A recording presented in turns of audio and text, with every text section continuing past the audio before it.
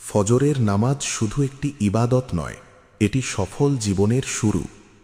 যখন পুরো পৃথিবী ঘুমে থাকে, তখন যে বান্দা ঘুম ছেড়ে আল্লাহর ডাকে সাড়া দেয়, তার জন্য থাকে অগণিত রহমত। ফজরের নামাজ মানুষকে অলসতা থেকে বাঁচায়, মনকে শান্ত করে এবং সারাদিনের কাজে বরকত এনে দেয়। রাসূল সাল্লাল্লাহু আলাইহি ওয়াসাল্লাম বলেছেন, ফজরের 2 রাকাত সুন্নাত দুনিয়া ও তার সব কিছুর চেয়েও উত্তম।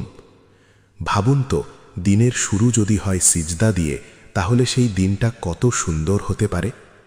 যে ব্যক্তি নিয়মিত ফজর আদায় করে, আল্লাহ তার রিজিক বাড়িয়ে দেন, বিপদ থেকে হেফাজত করেন এবং অন্তরে নূর দান করেন।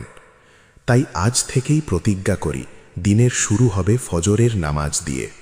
কারণ সফল মানুষরা ঘুমিয়ে নয়, সিজদা দিয়ে সকাল শুরু করে।